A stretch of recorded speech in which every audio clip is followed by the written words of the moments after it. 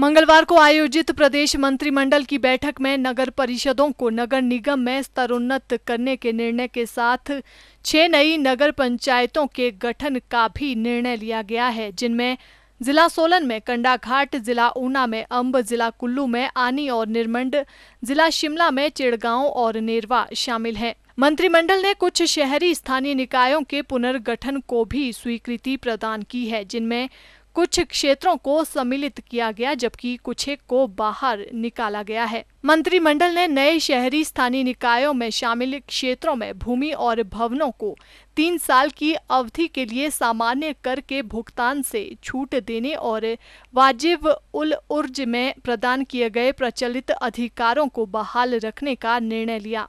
बैठक में ये भी निर्णय लिया गया कि नवगठित नगर पंचायत प्रदेश के शहरी स्थानीय निकायों और मंडी, सोलन व पालमपुर में नवगठित नगर निगमों में चुनाव राज्य निर्वाचन आयोग के परामर्श के बाद जनवरी 2021 में आयोजित किए जाएंगे। चुनाव में बार-बार व्यय से बचने के लिए नगर निगम धर्मशाला में चुनाव भी शहरी स्थानीय निकायों के साथ जनवरी 2021 में आयोजित किए जाएंगे, जबकि शिमला नगर निगम के चुनाव वर्ष 2022 में निर्धारित समय में आयोजित किए जाएंगे। मंत्रिमंडल ने लोगों की समस्याओं का घर द्वार के निकट त्वरित समाधान प्रदान करने के लिए इस वर्ष 8 नवंबर से जनमंच कार्यक्रम को दोबारा शुरू करने का निर्णय लिया है। बैठक में 2 नवंबर 2020 से प्रदेश के शैक्षणिक संस्थानों में 9वीं से 12वीं तक की कक्षाएं नियमित रूप से आरंभ करने और महाविद्यालयों में भारत सरकार के केंद्रीय गृह मंत्रालय द्वारा निर्धारित मानक संचालन प्रक्रिया दिशा निर्देशों की अनुपालना सुनिश्चित होने के बाद नियमित कक्षाएं शुरू करने का निर्णय लिया गया। इनमें 976 पुरुष और 267 महिला कांस्टेबल जबकि 91 पद चालकों के शामिल हैं। मंत्रिमंडल ने शिक्षा विभाग में आउटसोर्स आधार पर सेवाएं दे रहे IT शिक्षकों का मानदेय 1 अप्रैल 2020 से 10% बढ़ाने को मंजूरी प्रदान की। इस निर्णय से 1345 IT शिक्षक लाभान्वित होंगे। बैठक में शैक्षणिक सत्र 2020-21 के लिए प्रारंभिक और उच्च शिक्षा विभागों में अपनी सेवाएं प्रदान कर रहे SMC शिक्षकों को सेवा विस्तार दिया गया है। सर्वोच्च न्यायालय में लंबित विशेष अवकाश याचिका का अंतिम फैसला आने तक इन शिक्षकों को अकादमिक वर्ष 2020-21 का पारिश्रमिक आवंटित किया जा सकता है।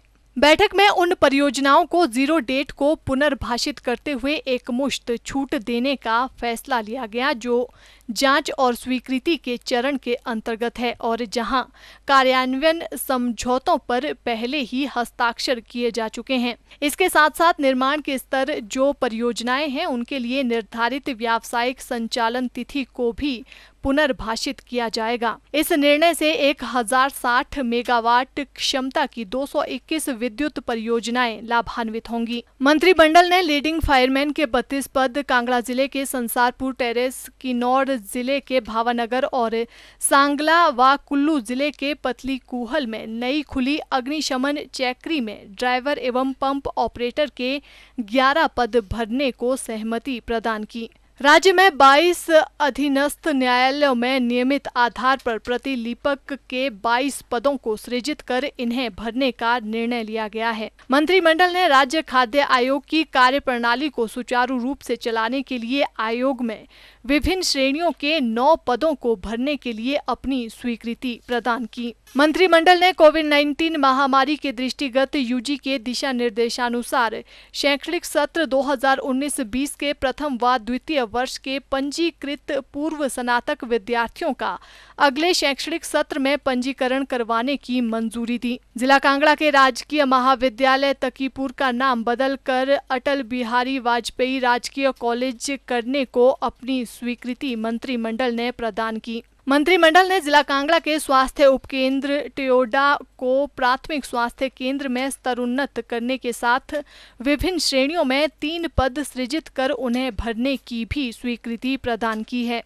बैठक में इंदिरा गांधी चिकित्सा महाविद्यालय शिमला में super speciality surgical oncology cell में सहायक प्रोफेसर का 1 पद सृजित कर इसको भरने की सहमति प्रदान की गई।